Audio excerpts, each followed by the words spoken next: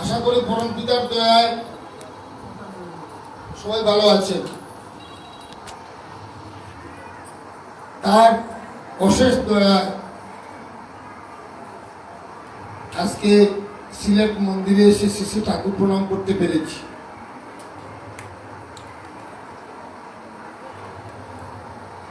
আচার্যদেব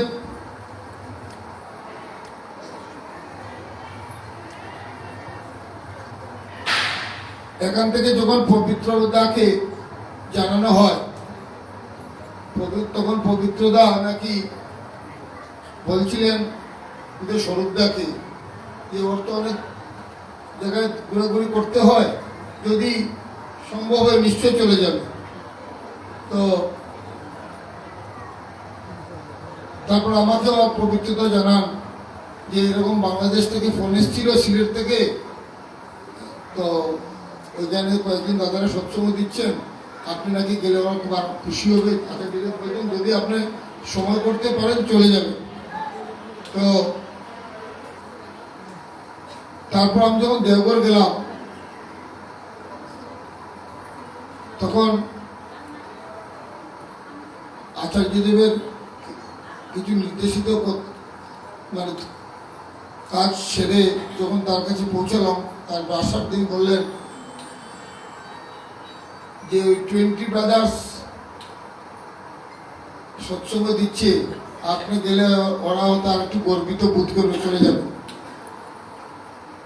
20 ব্রাদার্স কথাটা বলে কথাটা বললেন এবং তোমার মাথায় কথাটা আছে। এই জন্য এসে তো যাই রামকৃষ্ণ বলছেন, আমি আর ওই কথাগুলো ঘুরিয়ে আনছি না, কিন্তু তার মধ্যেও আমার কিছু শুভাকাঙ্ক্ষী দাদারা দেওঘরে জানান যে এই মুহূর্তে বাংলাদেশে যাওয়া ঠিক হবে না। আচার্যদেবকে জানান এই মুহূর্তে বাংলাদেশের যে পরিবেশ পরিস্থিতি, এরকম এই মুহূর্তে যাওয়া ঠিক হবে না। আমি হঠাৎ পবিত্রতা সকালে ফোন করে বললেন যে আচার্যদেব বলছেন যে ওনার কাছে এরকম খবর এসছে, এই মুহূর্তে আপনি না মানে যদি মানে বাংলাদেশের পরিস্থিতিটা ভালো না, ইন্ডিয়া থেকে এখন যাওয়া ঠিক হবে না। আচার্যদেব বলছেন আপনার যদি মনে হয় যাওয়া যাবে আপনি চলে যাবেন, যদি মনে করেন যে আপনি যেতে পারবেন তাতে কোনো অসুবিধা হবে না, তাহলে এখানে চলে যাবেন, ঠাকুর সবসময় অ্যাটেন্ড করে আসবেন। যাই হোক, তারপরে তো বিশাল ঝামেলা হলো, কিন্তু আমার বারবার মনে হচ্ছিল যে বিষয়টা হয়ে যাবে আগামী শুক্রবারের ভিতরে। তাই আমি রামকৃষ্ণদাকে ফোনে বললাম যে রামকৃষ্ণদা, শুক্রবারে আমি চলে আসবো। স্বরূপবুধেও তখন মাইক্রোফোন লাগিয়েছিল মোবাইলে, কিন্তু গতকালকে বিকাল 3টা অবধি সেই বিষয় হওয়ার কথাই না। কিন্তু আমি বিশ্বাস যে একবার রামকৃষ্ণদাকে ছোট করেছি না, সে আরেকবার ছোট করে ঠাকুর হয়তো করতে যাবেন না। কালকে রাত্রে আগরতলায় প্রায় আমার লোকের কাছে বিষয় আসে প্রায় রাত্রি 10-11টার সময়। ওই লোকটা আজকে সকালবেলা ওইখান থেকে, ওকে আমি গুয়াহাটি থেকে ফ্লাইটে পাঠিয়ে দিই পাসপোর্ট দিয়ে, তার দয়া হয়ে গেছে। চলে এলাম আপনাদের সঙ্গে সবাই মিলে, আমরা ঠাকুরের প্রার্থনা করলাম, ঠাকুরকে প্রণাম করলাম, আনন্দ হলো। আমরা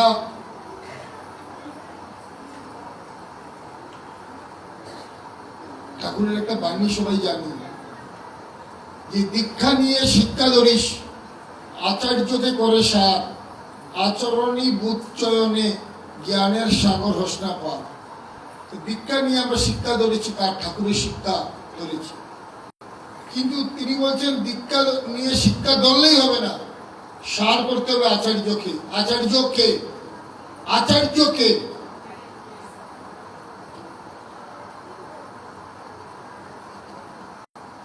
আচার্য কে সেটা আমাকে জানতে হবে। আচার্য কথা কি একটা সহজ কথা? ঠাকুর বলছেন যে যিনি আচরণ করে জেনেছেন তিনি আচার্য। আচার্য দেব একটা ছোট্ট একটা গল্প বলছি আপনাদেরকে। একবার আমারই খুব এক সহকর্মী, তিনি একটা কোম্পানির ম্যানেজার। ওই কোম্পানি থেকে এই যে রামকৃষ্ণ সিরিয়াল হয়েছিল না টিভিতে, আপনারা নিশ্চয় দেখেছেন। ওই রামকৃষ্ণ সিরিয়ালের যে মানে যে যারা প্রডিউসার সাগর ফিল্ম ইন্ডাস্ট্রি, ওই সাগর ভুয়া কোম্পানির ম্যানেজার হলেন আমাদের গুরু রামকৃষ্ণ চিনতেন, ওনার নাম ফণীভূষণ দেব। তো ওনারা বলছিলেন যে আপনাদের ঠাকুর তো আমরা জানি, ঠাকুর রামকৃষ্ণ পরমহংসদেব দেহরক্ষার আগে ঠাকুর হয়ে আজ আসবেন তিনি বলছিলেন। তো এরকম একটা আমাদের হাতে তো রামকৃষ্ণ সিরিয়াল আছে, আমরা যদি শেষ অধ্যায় এই কথাটা যদি বলে দিই তাহলে কেমন হয়? তো ওই দাদা আমাকে নিয়ে গেলেন বাবাইদের কাছে, আচার্যদের কাছে, বর্তমান আচার্যদের কাছে। তখন দাদা আছেন, বাবাইদা বললেন ঠাকুর রামকৃষ্ণ যে এই কথাটা বলছেন যে আমি আবার ঠাকুরে আসবো, সেটা আমিও শুনেছি, বিভিন্ন গ্রন্থে শুনেছি, কিন্তু ঠাকুর রামকৃষ্ণ যখন বলছিলেন আপনি কি তোমার সামনে ছিলেন? বললেন না। বলে আমিও ছিলাম না। এই কথাটা আপনি কি করে বলবেন যে ঠাকুর রামকৃষ্ণ বলছিলেনই? আমরা ধারণা করেছি এটা ঠিক ঘটনা, কিন্তু এটা কিন্তু ধারণা। তাই যে জিনিস আমি নিজের কানে শুনিনি, যে জিনিস আমি দেখিনি, সেটা নিয়ে আমি এরকম বাক্যালাপ করা বা এরকম কিছু দেওয়াটা আমি সমীচীন মনে করি না। তিনি কিন্তু আমার ঠাকুরকে প্রতিষ্ঠা ওই সিনেমার মাধ্যমে করতে হবে না, আমার ঠাকুরকে তো আমার হৃদয় দিয়ে আমি আমার নিজেকে দিয়ে প্রতিষ্ঠা করবো। তো আচার্যদেব বলেন এইরকম, আচার্যদেব এইরকম তিনি ওই তালি মারার কথা বলেন না, দাদাও বলতেন না, বড়দাও বলতেন না, আচার্যদেবও বলেন না, গোবিন্দাও বলেন না। সুতরাং উনার সঙ্গে পৃথিবীর সব কিছুর আলাদা, উনার কোনো শরীর নেই, উনার বাই হলে যে আমি উনার মতো দেখবো তা কিন্তু নেই। ঠাকুরের নিজের সন্তানকে, ঠাকুরের নিজের সন্তান ঠাকুরকে ইচ্ছা করে করতে পারতেন, কি করতে পারতেন? নিজের সব সন্তানকে বর্দার মতো করতে পারতেন। ঠাকুর কি চাইতেন যে সব সন্তান বর্দার মতো হোক? ঠাকুর কি পারতেন না? ঠাকুর কি ক্ষমতা ছিল না? বর্দা একরকম ঠাকুর একরকম কেন? তিনি দেখিয়ে দিলেন আমার নবজাত সন্তান যদি হয়, সে যদি আমার মতো আমার কথা মতো চলে না,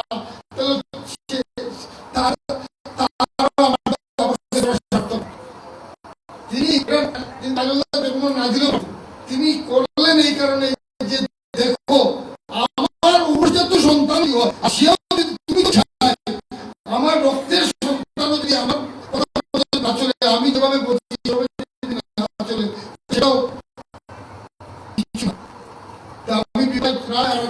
চৌধুরী আপনি রামকৃষ্ণ বল, তোমরা যদি আমার কথা চলে তাহলে তোমাদের কি অবস্থা হতে পারে? আমার ছেলেরই ওই অবস্থা। বর্দা বলছিলেন একবার সব ভক্তদেরকে যে সবাই বসে আছেন, বর্দাকে পরিবেষ্টিত করে বলে সবাইকে বলছেন এই গল্প বল, গল্প বল। সবাইকে বলছেন গল্প বল, সবাই গল্প করছে বিভিন্ন ভাবে। দীনদা রামকৃষ্ণ চেনেন, তিনি নাম হলো দীননাথ শর্মা, তিনি ভিত্তিক আচার্যও ছিলেন। তাকে যখন বললেন বর্দা এই গল্প বলতো দিন, তিনি কিন্তু হাউ হাউ করে বর্দার সামনে কাঁদা শুরু করলেন। আপনার সামনে গল্প বল, আপনি যদি না হতেন তাহলে ঠাকুর কি করে প্রণাম করতে হয় সেটা আমরা জানতাম না। বলছেন আপনি যদি না হতেন তাহলে শ্রী ঠাকুরকে কি করে প্রণাম করতে হয় সেটা আমরা জানতাম না।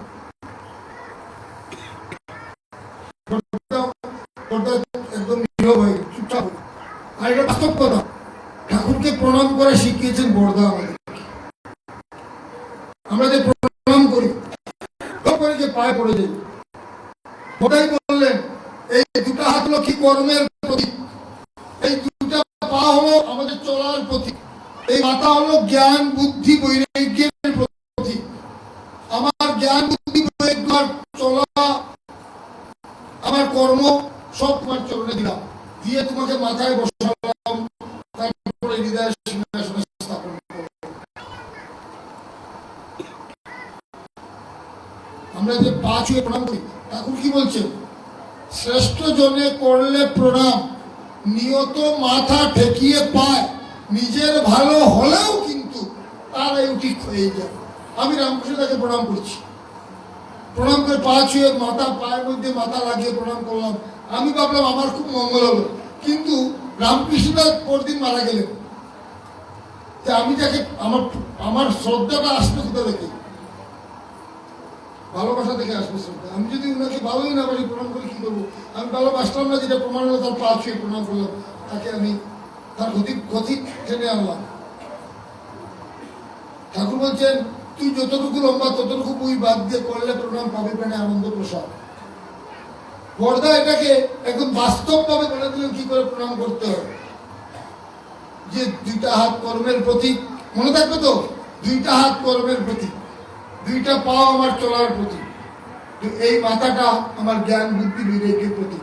তার আমি প্রণাম করলাম, তারপরে মাথায় বসালাম, কারণ মাথায় ছুটি তো আমরা হাতটা, তারপর হৃদয় সিংহাসন স্থাপন করলাম। এখানে 5-6 রাস্তা আছে, সবসময় মনে রাখবেন। যখন আচার্যদেব এখানে হয়তো আসবেন একদিন, গোবিন্দ দাদা আসবেন হয়তো একদিন, সেদিন যদি আমরা হুড় করে তার পায়ে প্রণাম করি, তাহলে বুঝা যাবে কি আমরা প্রণাম করে জানি না। তিনি যখন চলেন তখন আমাদের প্রণাম করলে তার গতিরোধ করে দিই আমরা। আমরা গাড়ি যখন স্পিড ব্রেকারের উপর উঠে আমরা শরীরটা থাকনা খায় না, মেরে ব্রেক করে থাকনা খায়, ঠিক এরকম তিনি হেঁটে যাচ্ছেন ঠাকুর বাড়ি থেকে হয়তো তার আসনে যাচ্ছেন তিনি, আমি তখন তাকে প্রণাম করলাম, তিনি দাঁড়িয়ে গেলেন, তার গতিটাকে রোধ করলাম তো, আমি করলাম তো, আমার কি তার গতি রোধ করার কি অধিকার আছে? এই জিনিসগুলা ছোট ছোট জিনিস আমাদের মাথায় রাখা দরকার। আমারও হতো, আমিও করতাম। তিনি হয়তো এখন চা খাচ্ছেন, কোনো কারণে হয়তো আমি ঢুকে গেছি তার রুমে, তিনি চা খাচ্ছেন, গপ করে প্রণাম করে নিলাম। এই চা খাওয়ার মধ্যে তার কিন্তু অসুবিধা হবে। যেমন ঠাকুর নিদ্রা হয়ে যায়, অ্যাকচুয়ালি ঠাকুর নিদ্রা হওয়ার পর ওই ঠাকুর মন্দিরে এসে মানে আচার্যদেবের কথা হলো যে আমরা দাঁড়িয়ে নমস্কার করে আমরা চলে যাব। কারণ ঠাকুরকে যখন আমি নিদ্রার মধ্যে প্রণাম করছি, আমি দেখছি ঠাকুর দরজা বন্ধ। শ্রী ঠাকুর অনুকূল চন্দ্রকে দরজা বন্ধ করে রাখার মতো ঠাকুর অনুকূল চন্দ্র না, ঠিক কিনা? এই মুহূর্তে ঠাকুর নিদ্রা, দরজা বন্ধ, তিনি যদি দরজার ভিতরে থাকেন আমরা এখানে বাঁচবো কি করে? আমাদের বাঁচার কি রাস্তা আছে তিনি ছাড়া? তিনি চির জাগ্রত। কিন্তু আমরা যখন এই মন্দিরের যারা পরিচালনায় আছেন, এই মন্দিরের ঠাকুর সেবায় যারা নিয়ত নিযুক্ত আছেন, তাদের হয়তো একটা পরিকাঠামো আছে, তাদের তো একটা সিস্টেম আছে, সেই সিস্টেম অনুযায়ী হয়তো ঠাকুরকে নিদ্রার কথা ভেবে এইভাবে রেখেছেন। আমি কি করা উচিত? এরকম নমস্কার করা উচিত। প্রণাম করলাম মানে তাকে জাগিয়ে দিলাম তো, প্রণাম করলাম মানে তো তাকে জাগিয়ে দিলাম। এখন রামকৃষ্ণদা বলে গেলাম, আমার রামকৃষ্ণদাকে প্রণাম করতে ইচ্ছা হলো, হ্যাঁ, আমি রামকৃষ্ণদা ঘুমিয়ে আছি, রামকৃষ্ণদাকে তিনি তো মানুষ, তাকে তো ছেড়লাম যে দাদা একটু উঠে রেখে প্রণাম করবো, যে তাকে কি করলাম, তারা এই কষ্ট আরামের মধ্যে আমি তাকে বিঘ্নিত করবো। এই ছোট ছোট জিনিস, স্মল ডেফিসিয়েন্সিস ইনভাইট স্পিরিচুয়াল। এটা আমরা আচার্যদের যদি না ধরতাম, আচার্যদের যদি আমাদের কাছে না থাকতেন, তাহলে সেটা কি জানা হতো? আমাদের জানতাম না, বর্দা না এলে প্রণাম করেই জানতাম না। তো একটা কথা কি, আমি যখন ক্লাস 10-এ পড়ি, তখন আমি কি ছিলাম খচ্চর, এটা মানে আপনারা আমাকে এই পোশাকে দেখেন তো, ওই দিনটা জানেন না, আমার সহপাঠী যারা তাদেরকে জানবেন। মানে আমি এমন কোনো অকর্ম করি নাই, ছিল না পৃথিবীতে যেটা আমি করিনি। আমি এমন কোনো অকর্ম নেই যেটা আমি করিনি। সেই সময় আমার ক্লাস টিচার বললেন, তুমি যে ক্লাসে থাকো না, তুমি পড়াশোনা করবে কি করে? আমি এগুলো বাড়িতে গিয়ে পড়ে নেব। বলছেন বাড়িতে গিয়ে কি করে পড়বো, তোমাকে বুঝাবে কে? বলে 2টা গল্প করলেন আমাকে। বললেন এক ভাই, সে ভাবলো সে পড়াশোনা মানে এভাবে নিজে নিজে বই কিনে পড়াশোনা শিখবে, ইংলিশ শিখবে, ডিকশনারি কিনেছে, সব কিছু শিখে সে মানে রপ্ত করেছে। এবার সে কলকাতা গেছে, গিয়ে বাজি আর বারুদ কেনার জন্য কলকাতা ঘুরছে বাজারে। জিজ্ঞেস করতে সবাইকে যে এখানে বাজি বারুদের কারখানা কোথায়? একদিন দেখিয়ে দিয়েছে, এই যে দোকানটা দেখছেন ওই দোকানে চলে যান, এখানে পাবেন। তো তিনি গেছেন দোকানে, কে দেখছেন এখানে তো আরো কি লেখা আছে, তিনি পড়ছেন এখানে যে হরে করকম্বা জিওবার দে রকা রকা না, বারবার পড়ছে। তারপর আবার কি বলছে, বললেন দাদা এখানে এখানে তো আরো কি লেখা, বলে কি লেখা, বলে যে হরে করকম্বা, বলে ধর পাগল, এখানে লেখা হরেক রকম বাজিও বারুদের কারখানা আছে। এই হরেকে নিয়ে এসছে আগে, তারপরে কোর সঙ্গে ওইটার সঙ্গে মিলাইছে, মিলাইতে দেওয়া গেছে হরেক ওরকম তাদের অর্থ খুঁজে পাচ্ছে না, দোকান কিনবে কি। এইটা কে আমাকে শিখাতে পারতো? যদি আমার যদি উপযুক্ত শিক্ষক আমার কাছে থাকতেন, তাহলে হয়তো শিখেছে, কিন্তু হটাকে কিভাবে গুছিয়ে লিখবে পড়বে সেটা শিখে না, কারণ মাস্টার ছিল না। তারপরে ইংরেজি শিখছে, বা তার বাড়িতে এখন ইংরেজি জানার লোক এসছে, এবার সে অ্যাপ্লাই করবে আমি যে ইংরেজি শিখেছি।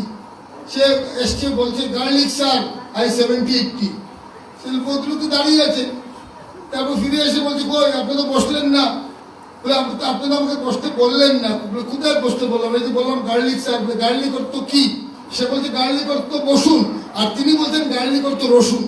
সে এটি দেবে ডিকশনারি এনে বলছে এই দেখেন গার্লিক অর্থ বসুন, মানে রড বিন্দুটা প্রিন্টিং মিস্টেক হয়ে কি হয়েছে, এটা বসুন হয়ে গেছে।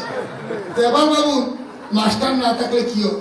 এবার আচার্যদের দিকে, এবার জীবন্ত আচার্য যে যাকে ঠাকুর নির্দিষ্ট করে দিয়ে গেছেন, ঠাকুর যাকে নির্দিষ্ট করে দিয়ে গেছেন, সেই হরিদাস পালকে ডাকলে হবে না যে ওই ঠাকুর পরিবারের উনি আছেন উনাকে ডাকলে আমার হয়ে যাবে, মোটেই না। কারণ ঠাকুর রক্ত পূজায় বিশ্বাসী ছিলেন না। ঠাকুর বলছেন আমার মতো যদি এইরকম কেউ থাকে যাকে তোরা বিশ্বাস করতে হবে, যাকে দেখে আমার সমস্ত কথা মানে আমার মতো মনে হয় তোদের, সেই মেন সিমিলার, তার কাছে যেতে বলছে।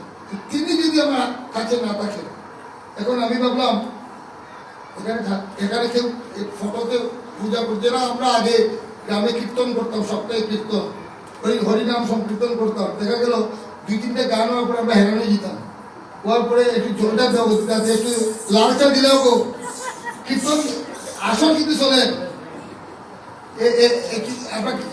আমরা কীর্তন করার আগে গ্রাম আমরা কথা বলি একবার এসে গৌরাঙ্গ চা দো আমার আসরে, গৌরাঙ্গ চা তো আমার আসরে নিয়ে এলাম। গৌরাঙ্গ চা কিন্তু মানে জয় জয় মহাপ্রভু কি জয় নাগা বন্ধু দিতে পারবে না, কিন্তু আমি এখানে চা খাইলাম, একটু পান দিলাম, সদর করে নাই খাসাটা দিল, ওই পান করে খাইলাম।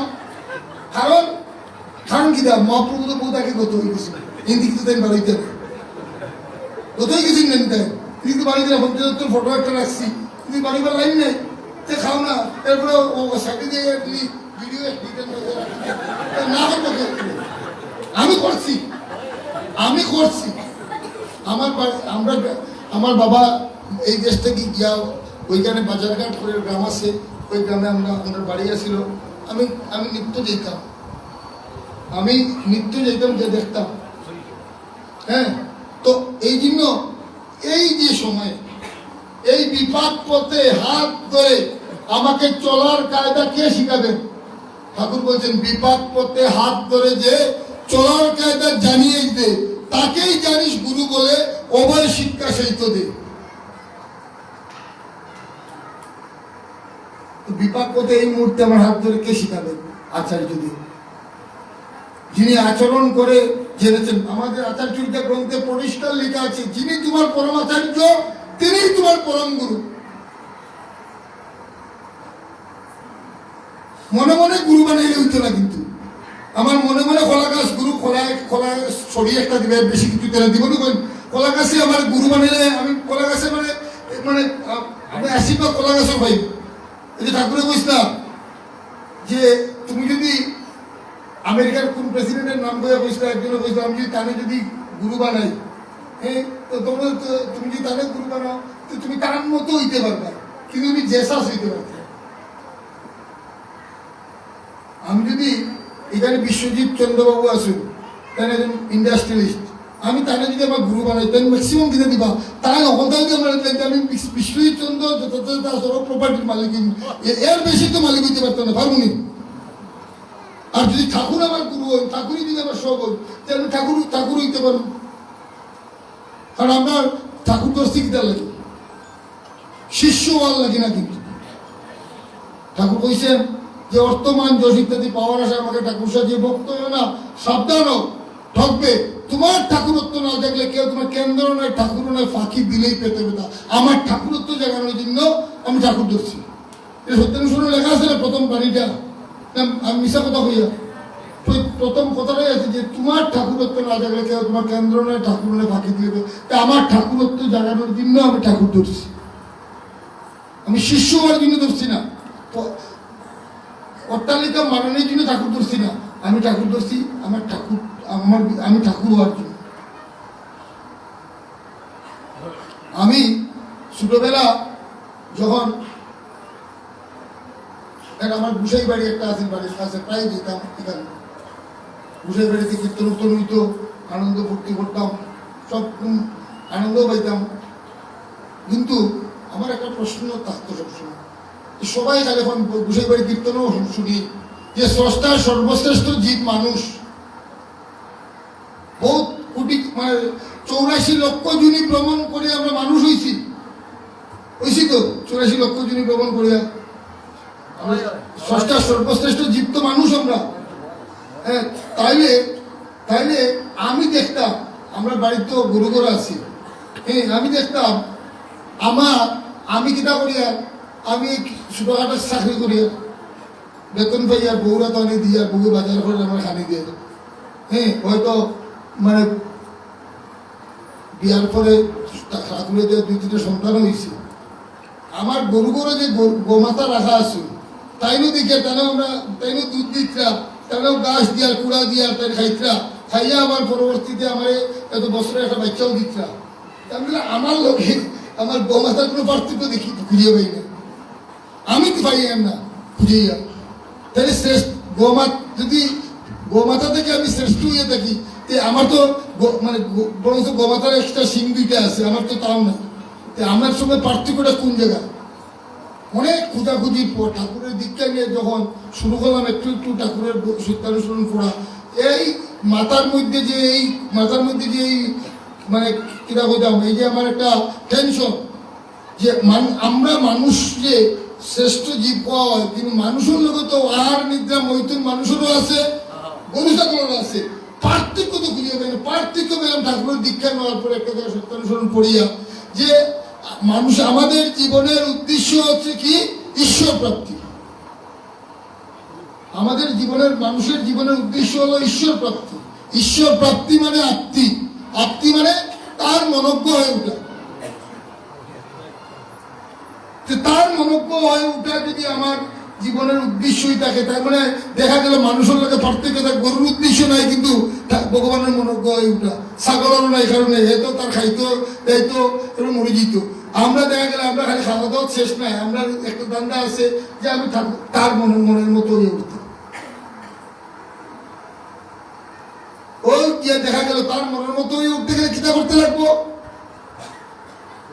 সঙ্গত সঞ্জয়তে শ্রদ্ধা দৃষ্টিশুদ্ধ ভাবে প্রেম, আমি তার সঙ্গ করতে লাগবো, নিত্য তার সঙ্গ করতে লাগবো। এখন বাংলাদেশ সিলেট তাকিয়া নিত্য আচার্যদেবের সঙ্গে আপনি কিলা করবা, এলা তো আইতেও একবার বিষয় যে ঝামেলা দেখাইছি, এই অত তো সুবিধা নাই। তাহলে প্রতিদিন তার সঙ্গে আমি কিলা করতে পারবো। সিসি দাদা আমারে বলছিলেন, এটা আমার কথাটা সিসি দাদার কথা শুনবেন, কথাটা সিসি দাদা আমার একদিন কইছিলেন, শোন,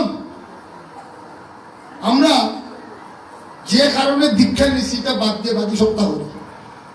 বলছেন যে কারণে দীক্ষা আমি নিছি এই ওটাও করি না, খালি বাকি সপ্তাহ করি। বলে আমি তো চিন্তা করে গেলাম কিতা কথা। তাই বলে শুন, দীক্ষার সময় এখানে আমরা সবাই তো ঠাকুরের দীক্ষা নিছি, বা এখানে ঋত্বিকদাদারাও আছেন, তারা দীক্ষা দেন। দীক্ষার সময় কোনোদিন কইছেন যে খাইল থেকে তুমি সিলেট মন্দিরের রুজেই পাই, কইছেন আসেনি কোনো চাপটা যে জায়গা যে সিলেট মন্দিরের রুজেই পাই। খাইল থেকে তুমি সৎসঙ্গ দিবাই বাড়ি, যেন সৎসঙ্গ দিবে আমরা যাইবাই, কইছি না? দীক্ষার কোনো এই কথা কইছি না। বাড়িতে আনন্দ বাজার যে সৎসঙ্গ দিবাই, ঋত্বিক গেলে দক্ষিণা দিবাই, এটা গল্প আসেনি? দীক্ষার সময় কিতা গল্প আছে? দীক্ষার সময় গল্প আছে, তুমি কিভাবে নাম দেন?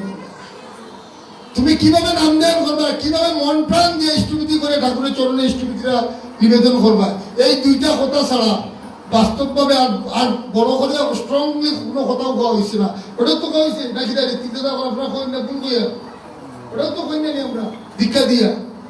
তাইলে আমি দেখা গেল কিতা আমি দীক্ষা নেওয়ার পর থেকে প্রথম ঠিক মতো নাম দেওয়ার করি, ইষ্টভূতিও করি ঠিক মতো। আর একটু বড় হয়ে যাই যখন একটু মন্দির বেশি আওয়াজ আওয়াজ আমি বুঝে, তখন দেখা যায় আমি তো কমিটি ঢুকলাম না, আমি তো প্রেসিডেন্ট না, এই কমিটি তো গন্ডগোল করে, এই মন্দির তো ঠিক মতো চলেন না, দেখা গেল মাথার মধ্যে ঠাকুর আর নাই, খালি ওটা লই দুলিয়া অমুক দাদা ওটা কইছেন, অমুক পূজনীয় ওটা কইছেন, অমুক পূজনীয় ওটা কইছেন, আচার্য দেবে কিতাব কইছেন, বাদ দিয়া অন্য কথা লিখেছে দুলিয়া।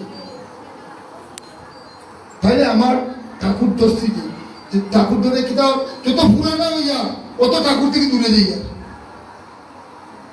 যত পুরানা হইয়া অত ঠাকুর থেকে দূরে যাইয়া। আমি প্রতিদিন নাম ধ্যান করতাম। ঠাকুরের যদি হইয়া উঠতে হয়, আমার প্রতিদিন নাম ধ্যান যদি করি, তাহলে আমি প্রতিদিন শ্রী দাদা কইছেন প্রতিদিন একটা নির্দিষ্ট সময়ে আমি নাম ধ্যানে বুঝতে লাগবো, একটা টাইম থাকবো আমার। ঠাকুর ওই টাইমটা আমার তোমার আর আমার দেখা করার সময়, ওই সময়ে আমার স্ত্রী পুত্র পরিবার ব্যবসা বাণিজ্য জুট ঝামেলা ওই সময় আমার কিচ্ছু নাই। আমি প্রতিদিন তোমার সকাল 7টার সময় আমার এই নাম ধ্যানের সময়। পৃথিবী যদি বাঙ্গে টুকরা টুকরা হয়ে যায়, আচার্য যদি আমার না ডাকুন, তাহলে আমার ওই সময় আমার এসে বাংতে পারতো না। আমরা কতজন এরকম ফিক্সড করছি টাইম, কতজনে ফিক্সড করছি আমরা টাইম এরকম যে আমার নাম ধ্যানের সময়টা এই সময় রাত্রে 2:30 হইতে পারে, রাত 3টা হইতে পারে, দুপুর 12টা হইতে পারে, কিন্তু যে টাইমটা ঠিক করবো প্রতিদিন কিন্তু আমি ওই টাইমে আমি নাম ধ্যান করি। কারণ ঠাকুরের ওই সময় আমার কিনা ওইটা হইলো আমার অ্যাপয়েন্টমেন্টের টাইম ঠাকুরের লোক। ওই সময় শুধু ঠাকুর আর আমি ঠাকুর, পৃথিবীর কেউ নেই। যারা শিশির বর্দার সঙ্গ করছে, এখানে রামকৃষ্ণ আছে, 12 দাদারা আছে, যারা শিশির বর্দারে দেখছেন এই চোখ দিয়া, শিশির বর্দা যখন ষোড়শী ভবন তাকিয়া ঠাকুর বাড়িতে যেতে, তখন তার সঙ্গে রাস্তার দুই পাশে হরিণ বা কুকুর বা যে দুই পাশে তারা দাঁড়াই থাকতো। বর্দা যখন ওই ফিলান্থ্রপির বাড়ি পার হইয়া ওই ঠাকুর বাড়ির ওই গেটটা গেলেন, আর এরাও তার সঙ্গে ফলো করে করে ঠাকুর বাড়ি যেত, যেত কিনা এইতো তো আমি দেখছি না, আপনারা দেখছেন, ভোটার বাবাদের কাছে গল্প নিয়েছি। কইস যে আশেপাশের লোকের সবাই তখন গরিব কিনতো না, সবাই এখন তো সবাই গরিব করে, তখন গরিব গরিব সবাই ব্যবহার করতো না, গরিব যেটা তো ঝাড়খণ্ড।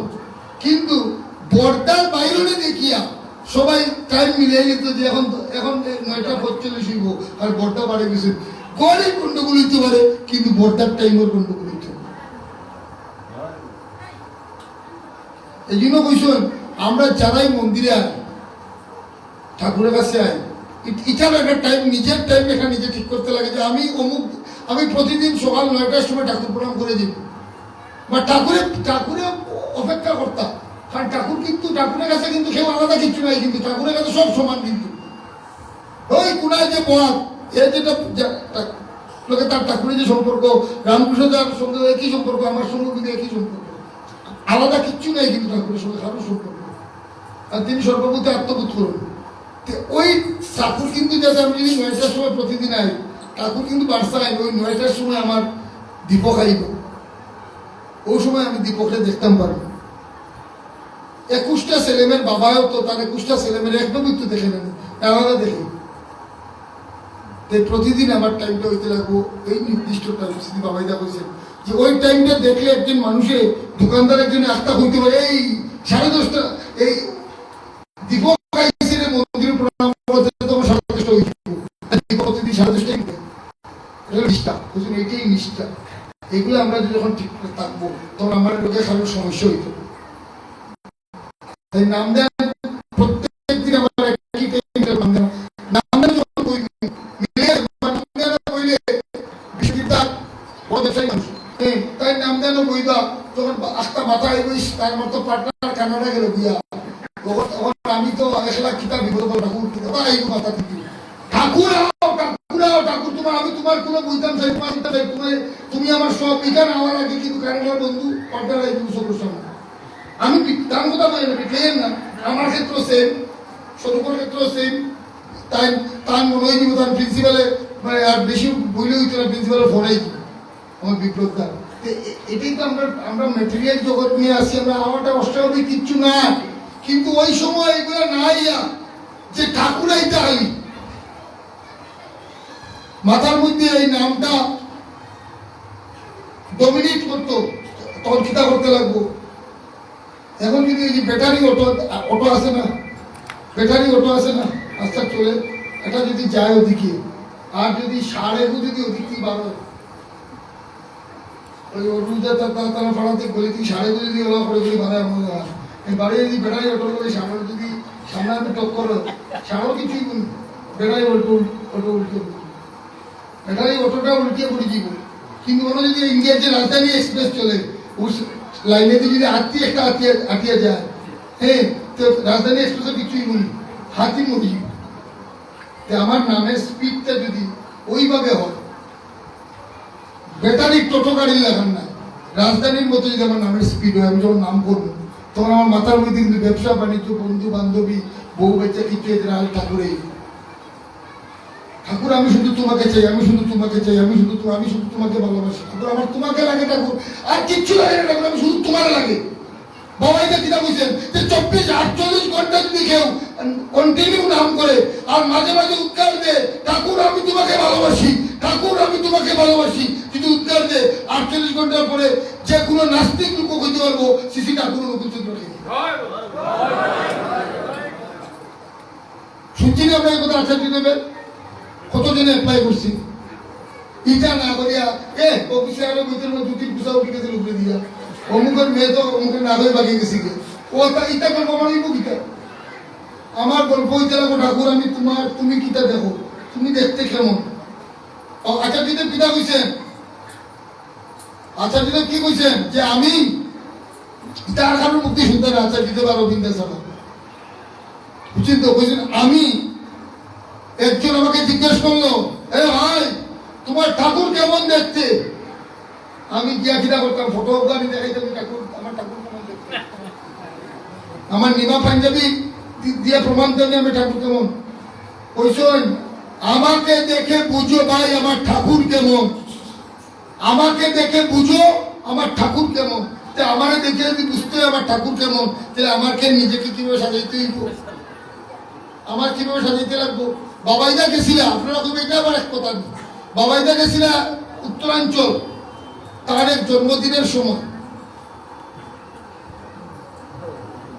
তার একটা দাও না, তারও তো ঠাকুরের কথা শুনতে ইচ্ছা হয়। আপনারা এই ঠাকুরের দিকে তাকান না, এই দেখেন এখানেই ঠাকুর যে দৌন্য, এটা প্রমাণ। আমার তো দেখতে ইচ্ছা হয় না। বাবাইদা গেছিলেন উত্তরাখণ্ডে, উত্তরাঞ্চলে, তখন তিনি একটা গ্রামে গেছিলেন, ওই গ্রামে তাই বাবাইদার পুরা ফ্যামিলি আর দীপনদার বকুলিদার 2 জন, এই তারা গেছিলেন ওখানে 15 দিন আসছিলেন একটা গ্রামে, যে গ্রামে বাবাইদা কইছেন না কারণে আমি ঠাকুরের প্রপৌত্র, বাবাইদা কইছেন না, হ্যাঁ বাবাইদা কইছেন না যে আমি দেওঘর থেকে এসেছি ঠাকুর বাড়ি থেকে, কইছেন না, কিন্তু দেখেন প্রভুর কথা কিরকম শুনেন বুঝলেন, বুঝছেন তো। তো তারপরে ওইখান থেকে তিনি 15 দিন তাকিয়া দেওঘরে গেছেন।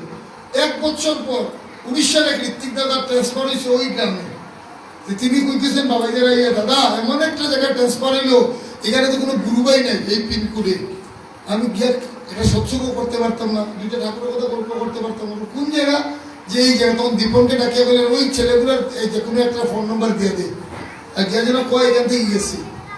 তো ওইখানে যখন তিনি টাইম গেছেন গিয়া তারা কিউরিওসিটি ওই মানুষটাকে, যে এই যে মানুষটা আমরা তো সাধারণ একজন টুরিস্টের মতো দেখছি উনারে, ওই মানুষটাকে এই মানুষটাকে, তো তিনি কইলেন এই মানুষটা শ্রী ঠাকুর অনুকূল চন্দ্রের প্রপৌত্র, যিনি আমার সৎসঙ্গের আচার্য, যিনি আমার সৎসঙ্গের প্রাণ, যিনি সৎসঙ্গের এই মুহূর্তের ঠাকুর।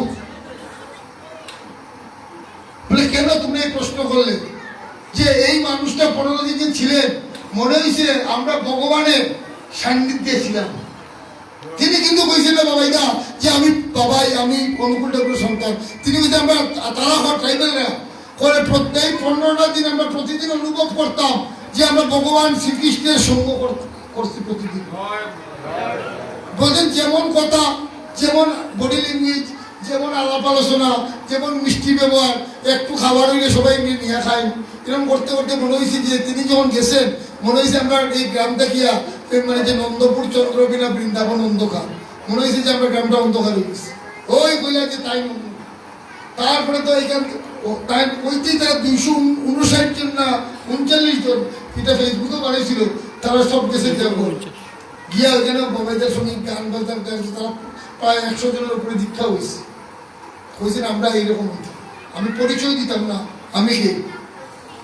কইছেন মুখে জয় গুরু বলবো না, এই নিমা পাঞ্জাবি সাদা পোশাক পরবো না, ফটো দেখাবো না, আর আমি আমার ব্যবহার দিয়ে বুঝাবো যে আমি ঠাকুরের সন্তান, আমি আলাদা।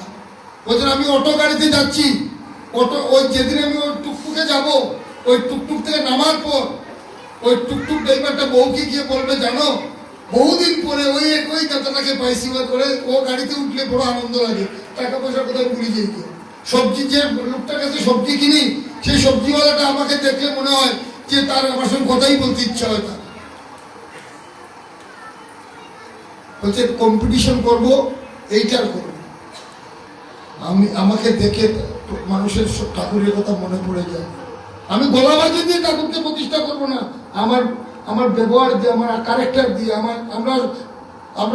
আমরা দীক্ষার সময় শপথ করেছি না যে আমার জীবন জ্যোতিও সেবা, তাকে আমার পারিপার্শ্বিকের প্রত্যেকের ভিতরে সর্বতভাবে প্রতিষ্ঠিত করেছি কিনা। আমরা কতজনের মনে আছে এই কথা না, আপনার আছে কতজনের মনে আছে, কিন্তু দীক্ষার দিনে কথা দিছি ঠাকুরকে যে এই দীক্ষা গ্রহণ করে আমি সর্বান্তকরণের শপথ করে দিচ্ছি, মানুষের জীবন বৃদ্ধির পরমুদ্দাতা শ্রী ঠাকুর অনুকূলচন্দ্রকে প্রতিষ্ঠা করে এই ক্ষণিক আমার জীবনের যোগ্য। আমার জীবনের একটাই কাজ, একটাই যোগ্য, কি তাকে প্রতিষ্ঠা করে। প্রতি বাধা বিঘ্নই আমার জীবনকে রুদ্ধবসন্ন না করে জীবন বৃদ্ধিতে জীবন্ত করে তুলুক। আমরা সামান্য বাধা পাইলেই মন্দির আইতে রামকৃষ্ণ জয়গুরু দিচ্ছেন না, বেটা কেউ মাছ বেটা একটু মারতে বেটা দিকে মারছে না, দিতাম না। আমার খাম বেটার লগেনি, আমার খামও বেটার লগেনি, আমার খাম তো ঠাকুর বৃত্তে যে বেটা বোয়া তো বেটার লগে, ও বেটা খুশি হয় কিনা আমি যাওয়া, ও বেটা আনন্দ পাই কিনা। আমি যদি ওই আমার তো খার বানিয়েছি বেটার লগে একবার, আর ওই বেটা খার মধ্যে তাকে দেখতে লাগবো, তার কাছে গেলে আমি সে আনন্দ পাইব। যার মানে কোনো বাধা বিঘ্ন আমার তার প্রতিষ্ঠা থেকে আমাকে বঞ্চিত করতে পারতো না। আমার জীবন জ্যোতিও সেবা, জ্যোতি মানে কি আমার রিফ্লেকশন, জ্যোতি মানে রিফ্লেকশন। আমার মধ্যে আয়নার মধ্যে যখন আমরা একটা জিনিস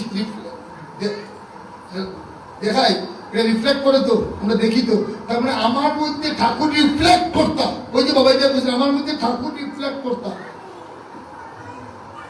আমার মধ্যে আমার আত্মম্বরিতা রিফ্লেক্ট করতো না, আমার মধ্যে ঠাকুর রিফ্লেক্ট করতাম। তার মানে আমি যদি রিফ্লেক্ট করতে কতটুকু আয়নার মতো হইতে লাগবো, কতটুকু আয়নার মতো হইতে লাগবো। কম্পিটিশন হইল এইটা। এই জন্য আমার জীবন দিয়া, জ্যোতি দিয়া, সেবা দিয়া আমি তার প্রতিষ্ঠা করতাম। এই যেটা বাবাইদা বলছেন, তাই আমাদের কাজ হয়েছে বলছেন যে ইষ্টবৃত্তি কিনা ইষ্ট কাজ, বলছেন ইষ্টবৃত্তি ইষ্ট কাজ না। ইষ্টবৃত্তি কেন করি? আমার দীক্ষাকে জীবিত রাখার জন্য আমি ইষ্টবৃত্তি করি। বলছেন আমি যে প্রতিদিন ইষ্টবৃত্তি করি, আমার দীক্ষাটা যাতে জীবন্ত থাকে সেই জন্য আমি ইষ্টবৃত্তি করি। কিরকম? পানের দোকানে পান খাইনি, কেউ কিলি পান কিনিয়া কিনেন খাইন তো। এই পানের দোকানে গেলে দেখবা পানটারে একটা বিজা কাপড় দিকে সে রাখেনি, কেনে রাখে পানটা যদি নেতাইয়া মানে নেতাইয়া না যায়। সিলেটিতে আমরা সিলেটি সব সিলেটিতে কব বলা, হ্যাঁ আমি ক্যালকাটা দিকেও সিলেটিতে বক্তৃতা দিই, কিন্তু সেই সিলেটি এই নেতাইয়া না যায়। তার মানে বাবাইদা কইতেছেন আচার্যদেব বলতেছেন যদি পানটা আমার দীক্ষা হয়ে থাকে তাহলে ভিজা কাপড়টা আমার ইষ্টবৃত্তি। বুঝছেননি? তার মানে ইষ্টবৃত্তির যে পজিশনটা দীক্ষার ক্ষেত্রে কি দেয়, যে ইষ্টবৃত্তির পজিশনটা হলো যদি পানটা দীক্ষা হয়ে থাকে মানে ইষ্টবৃত্তির হলো ভিজা কাপড়টা। বলছেন আমি এই যে সৎসঙ্গ করতেছি এটা কি ইষ্ট কাজ? বলছেন এটা ইষ্ট কাজ না। এটা কি? এটা কিছু সংখ্যক আমরা কতিপয় দাদারা একত্রিত হয়ে একজুট হয়ে ঠাকুরের আরাধনা করতেছি, যাতে আমাদের মধ্যে একতা, সেটা to pray together, to stay together.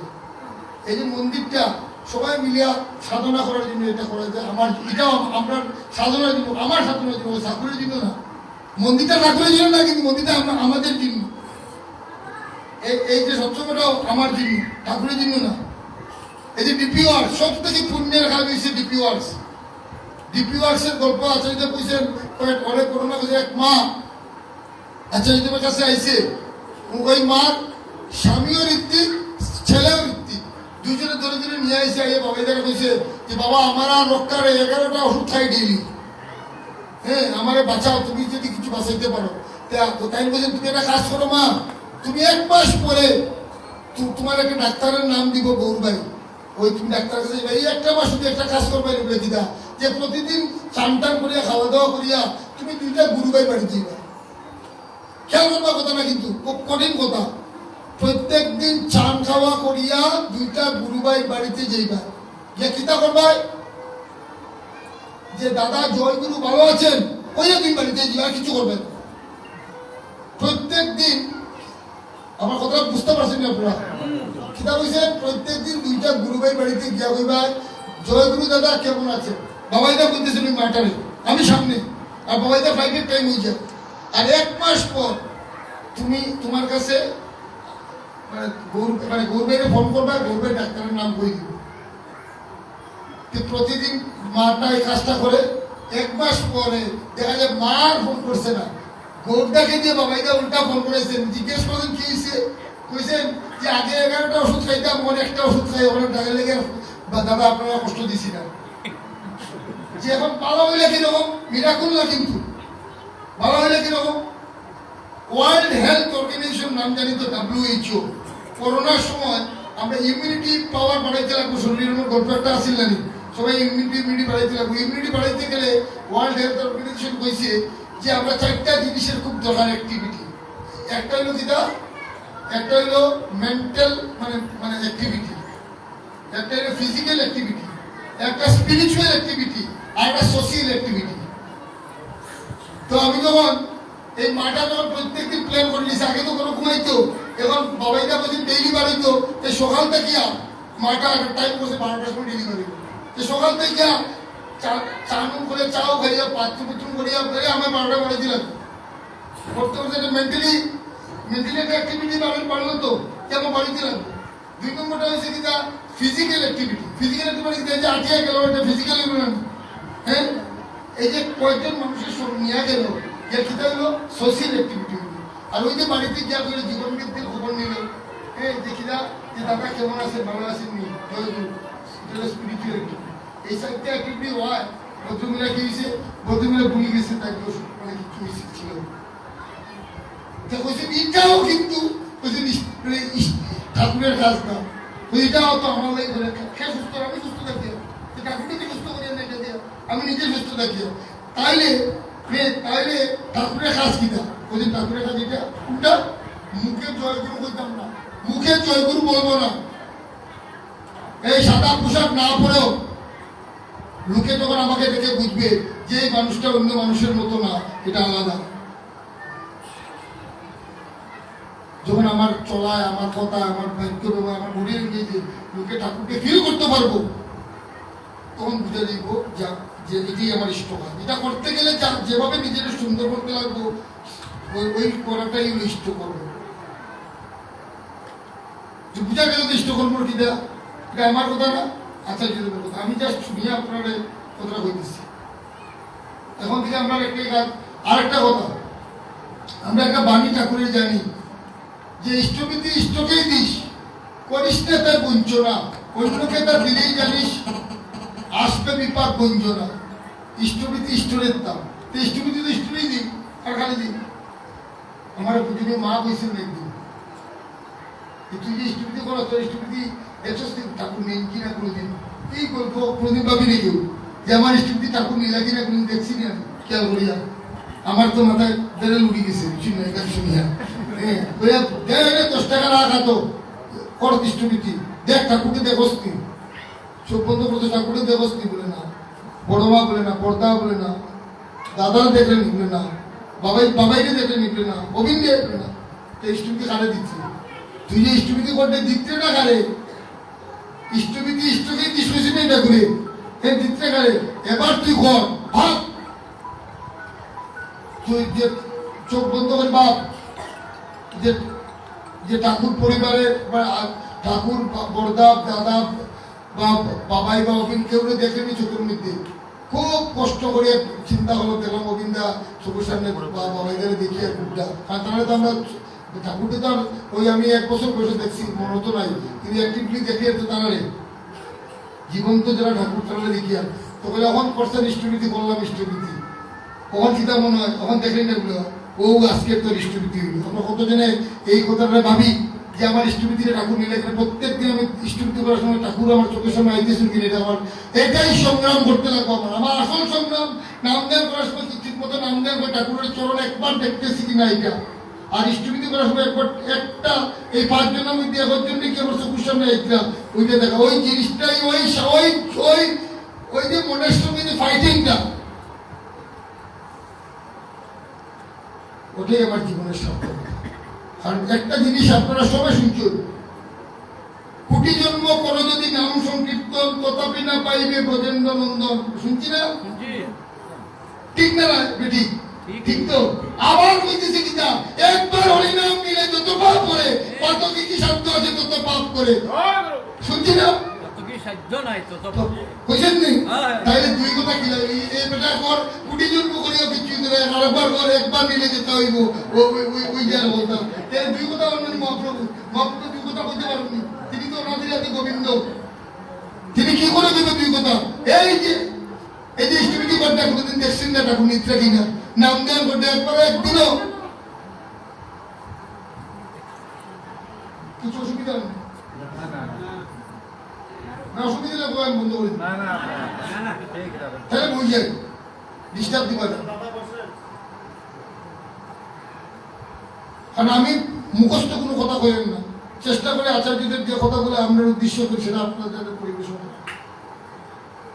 তো আমি নাম করতেছি কন্টিনিউ, নাম করতে বলে দেখা গেল একবারের জন্য যদি একটা রে যদি ঠাকুরের আমার চোখের সামনে আইতে পারে, এটা নির্ভর করবো আমার নামের আকুলতা দিয়া, কতটুকু আমি আকুল ভাবে নাম করতেছি, কতটুকু ঠাকুর আমার মনের মধ্যে থাকবে একটাই থাক, ঠাকুর আমার তোমারে লাগে, ঠাকুর একটা বার দেখা তো আনবো, এই বাপ মার নাম করতাম স্পিডে, দেখবেন ঠাকুর একবার হলে আমার চোখের সামনে আইবে, ওই যে একবার আইলে আমার সারাদিনের পাপ সব দূরে, ওই যে একবার সারাদিনের পাপ কিন্তু আমার দূরে গেল। এই যে কইছে যে একবার হরিনাম নিলে যত পাপ হয়, পাতল কি সাধ্য আছে হেন পাপ করে, এই একবার আমরা তোমারে লাগে প্রভু, একবার প্রভু তোমারে লাগে, ওইটা নাটক করে মন থেকে হইতে লাগবে। দেখবেন প্রতিদিন ঠাকুরটা উপলব্ধি করবা, প্রতিদিন আপনি আনন্দ পাইবা। আচার্যদের কইছেন আমরা নাম করলে কি জানেন, আমরা ননির মন্থন করে ননির উদয় হয়ে মাখন যতটা তুলি, ননি যখন উদয় এটা তুলিয়ে রাখি না ফেনার মধ্যে, এরকম করতে করতে দেখা গেল যে 2 দিনের দিতে হয় সাদা জল হয়ে যায় না? হ্যাঁ, তো বলছি নাম দেওয়ার বললে আমার আজকে সারাদিনের যত বন্ধুগুলো আছে, আমি রামকৃষ্ণ দ্বারে হওয়ার সময় আমি মানে ঠিক মতো জোরগুলো দিচ্ছি না, একটা সুন্দরভাবে আচরণ করছি না, এটা ভুলগুলো নামও যখন যদি আমি ঠিক নামগুলো কথা আইব, আমি স্বরূপে ঠিকঠাক কথা কইছি, এটা আমার নামের মধ্যে আইব। হ্যাঁ, এইরকম ভুল হইতেই পারে, আমি তো মানুষ, কিন্তু আমার ভুলটা আমার চোখের সামনে আইব, মানে তোমার সমস্ত ডেফিসিয়েন্সিস গুলা তোমার চোখের সামনে যদি ঠিক মতো নাম করতে আইব।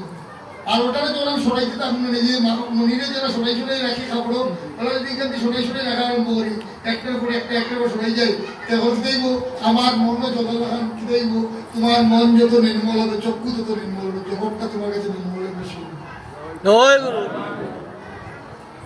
আমি যা বুঝি সেটা বুঝতেছে। আচার্যের সম্মুখে এই কারণে যে আমি পারফেক্ট নিতে পারি। প্রতিদিন তার সঙ্গে সম্মুখে কিন্তু আমার সিংহ যায় না, কিন্তু আমি প্রত্যেকদিন সম্মুখে উপলব্ধি করি what is the depth of my ignorance. আমার ইগনোরেন্স জানাটা হওয়ার আগে দরকার। আমার কিতা ইগনোরেন্স আছে, আমার কিতা ডেফিসিয়েন্সি আছে, আমি কিছু ডেফিসিয়েন্সি আমি কিতা করতাম, আমার কি বুঝিব এটা তো তুই মনে দিব আমার লাভ বুঝিত আমার লাভ আমার মধ্যে আজকে আমরা যদি ইষ্টবিধি করি, ইষ্টবিধি করার সময় জীবযুগ জীবন কারণ পূর্ণ বছরের যে মন্ত্র কই, কতজনে মন্ত্রটা শুনিয়া কই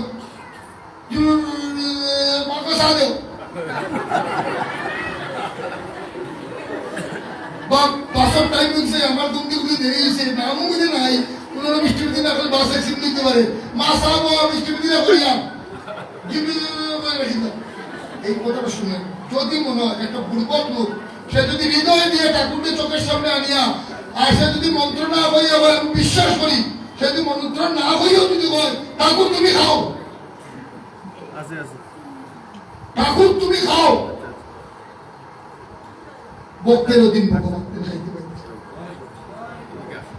যদি ভক্ত হইতে লাগবে, ভক্তের অধীন আমি ভক্ত নিজে আনন্দ নিজের রেজিগনেশন লিখিলাম খাদ্য চৌধুরী ভক্ত হইতো না, ভক্ত হইতে লিখিতে লাগবো বর্তা কইছেন তৃণাদপি শুনিছেন তরুণব সহিষ্ণুতা অমানিন মানদেন কীর্তনীয় সদা হবে। তিনের মতো নিচে থাকতে লাগবো, আমার কুপাইয়া আমার পাউনি মারিয়া যায় গাছে বইনি আমার মারলা এখানে গাছও খেয়েছে কুপাই দাদি একবার ওখানে আমার হাঁটলা এখানে কইছেন এইরকম আচরণ যা হইব যে নিজে মানি ব্যক্তি হইয়াও যে অমানি ব্যক্তিকে সম্মান দিতে পারবো সেই হরি ভোজনা করারেও গেইটও দাঁড়াইব ভোজে ভক্ত হইতে না গেইটও দাঁড়াইব ভক্তের অধীন ভগবান হইতে গেলে ওইরকম হৃদয় হইতে লাগবে। যাই হোক আপনারা বহু সময় নষ্ট করছি, খারাপ পাইবে না। আর মানে আমার খুব ভালো লাগতেছে নিজের জায়গার মতো নিজের জায়গার নিজের বাসায় কথা বলতে পারতেছি। আমি একটা কথা আপনারা সবাই কাছে প্রার্থনা করুন, যে এখনো ভারতবর্ষের মানুষ আমরা সিলেটি দিলে সমীহ এখনো ভারতবর্ষের বিভিন্ন বড় বড় পোস্টে এখনো বড় বড় সিলেটি মানুষটা বড় বড় পোস্টে সায়েন্টিস্ট হোক আর স্টেটের সেরা জায়গা কিন্তু সিলেটি বইয়ে আছে। আমারও বলতে জায়গা জায়গায় মর্যাদা দিলে আমরা সিলেটি মানুষ নিয়ে বাবা একদম আশ্চর্য, সিলেটি মানুষই এগুলো সম্মান করে। সুতরাং আমরা ঠাকুরের জগতেও যাতে আমাদের সিলেটির বৈশিষ্ট্য ঠিক রাখি, ফালতু কথা কারোর কথা ইমপ্রেস হইয়া কোনো সময় নিজের ঠাকুরকে নিজেকেই সরাইবা না। বুঝলেও আমার ঠাকুর আমি শুনলাম স্বরূপে এরকম একটা কাজ করছে যেটা ইষ্টদূরী কাজ, আমার তো বাবাই যায় ঠিক আছে, আমার লাইসেন্স দিচ্ছেন না, যারা স্বরূপ ঠিক করে দিচ্ছেন নি এক লাইসেন্স দীক্ষার সময় দিয়েছে আমার ঠিক করা, আমার নিজের ঠিক করে আমি কোনো ব্যাটারি ঠিক করে লাইসেন্স দিয়েছি না। আমার যে কথাগুলো হইতে পারলো আমি আপনারা ঠিক করে বলছি না, ওই কথাগুলো যখন কইছি আলো মানে পথ আর আলো মানে পথ, হ্যাঁ, আর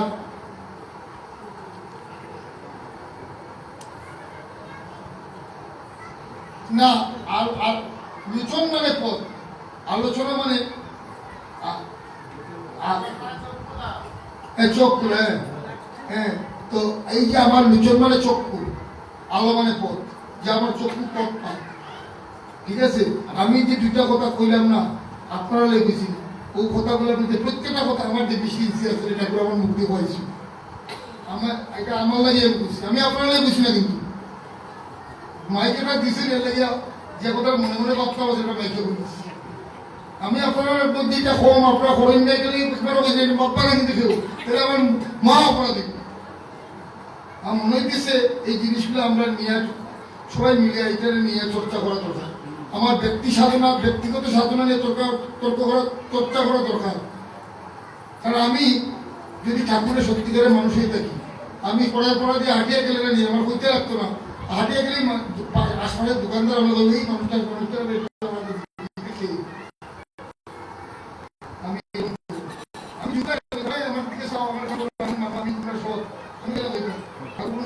আমি ঠাকুর যেভাবে আচার্য রবীন্দ্রনাথ দিতে ঠাকুর এই সবার কাছে প্রার্থনা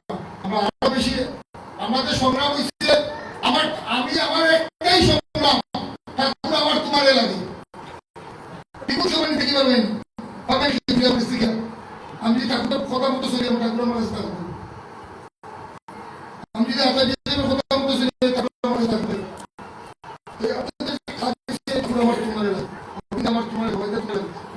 প্রতিদিন চেষ্টা করেন প্রত্যেক মায়েরা, প্রত্যেক দাদারা, প্রত্যেক দুইটা গ্রুপের ভালো মন্দ খবর নেবেন।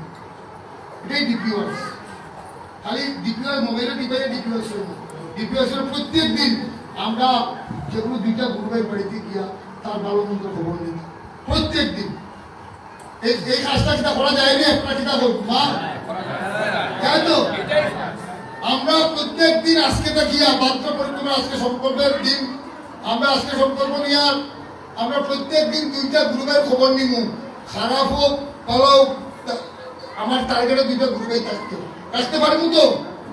আমি আচার্য দিদিকে বলতে পারি তো যে এই সিলেটের দাদা মায়েরা বলছেন প্রত্যেকদিন দুইটা গ্রুপের খবর নিব, আপনারা বলছেন আপনারা বলতাম বলতে পারি তো? কই সবাই কই মায়েরা উন্নতি দেন।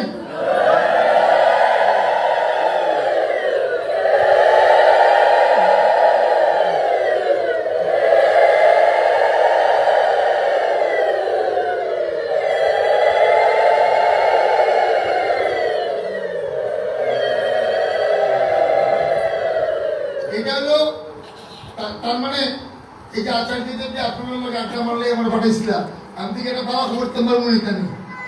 আরেকটা খবর যাদের দিতে পারি, হ্যাঁ, এটা হলো ভূমির দান কিন্তু সব থেকে শ্রেষ্ঠ দান। ধর্মদানের পরে যদি কোনো দান থাকে তাকে ভূমিদান।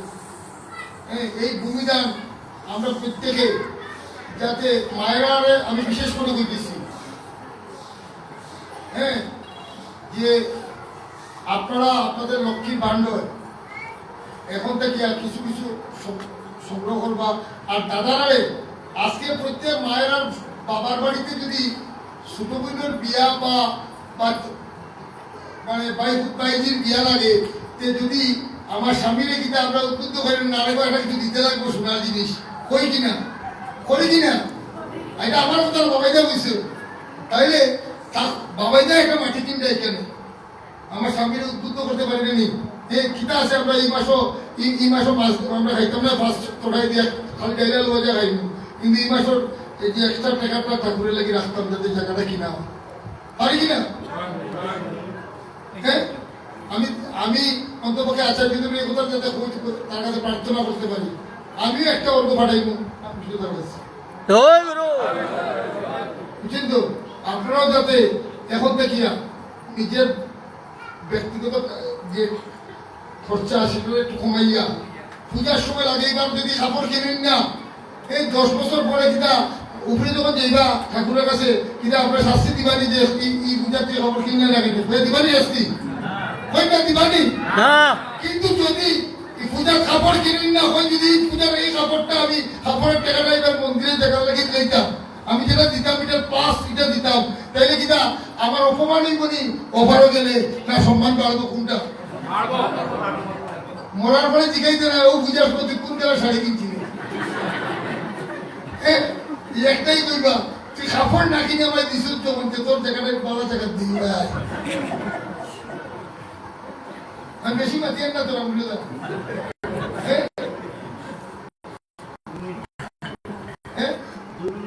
আচ্ছা আচ্ছা, তাহলে আমরা এই জায়গাটা দিতে পারবো তো? আমরা আজকে এই জায়গা কিনা হইব